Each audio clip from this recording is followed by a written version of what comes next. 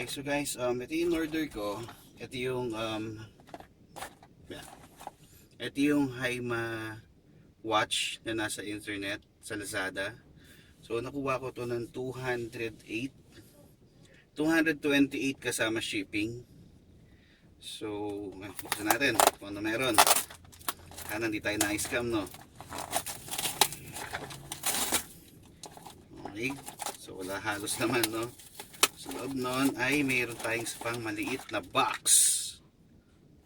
Okay, so yun yung details. Sensya nyo, baliktad kasi yung camera natin eh. Okay, so 200 for 228. So ngayon ko lang din makikita to, no?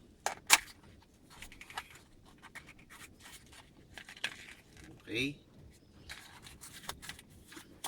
So marami kasi siyang brand, may pang BM, may pang ibang brand din. So pinili ko for Haima. Tingnan natin kung Haima nga pinadala. Wow! So, protective foam. At nasa atin ang ating Haima. So Haima nga yung pinadala niya. Okay? So ipopost ko na rin din, magpo-post ako ng clear copy or clear picture ng orasan na to. Okay? So ito yung mga double adhesive tape. 3M. So dapat makapit siya. So hopefully totoong 3M nga. So yun siya. Ito ang kasama ng box na maliit. Maganda siya. Meron ditong hopefully adjustan ng relo kung sakaling mali, pero mukhang nakatama rin naman yung relo sana. At syempre galing China to, so hindi natin alam. Tapos meron siyang free battery na nalaglag ko. Hirap na malaking dyan. May free battery, so maliit, so hopefully tumagal siya kahit mga 5 years, para sakto after mo bayaran yung kotse, doon pa lang siya malulubat. So dito ko siya ilalagay. Okay? Okay? So dito ko siya ilalagay.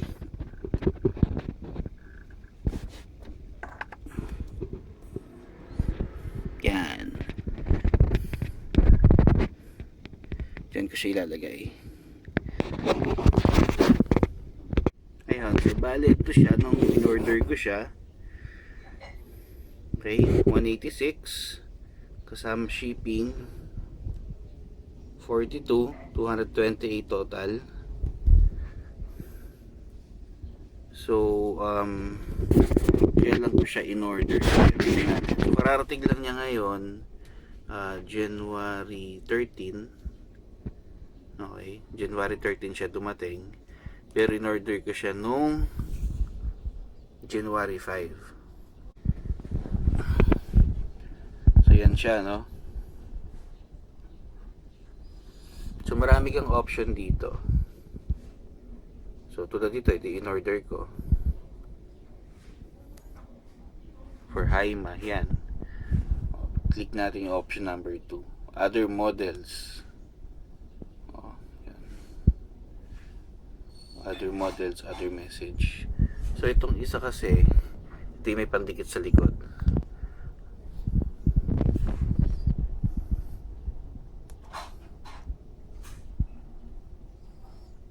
Ito yung iba kasi may gantong accessories eh. Yan. Na pwede mo siyang i-clip sa AC. Tapos pwede mo ipatong sa sasakyan. Ayun.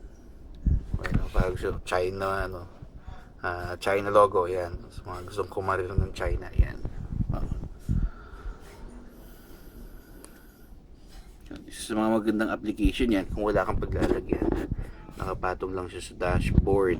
Yan, di ba? Sa dashboard lang. Yun ang kagandahan kasi kung merong back stand. Ako kasi ilalagay ko rin sa may dun sa may blank na dun sa may reserve hole para dun sa lighter, cigarette lighter. Okay, So depende yun sa variant kung ano gusto mo. Yung kompleto yan, 257.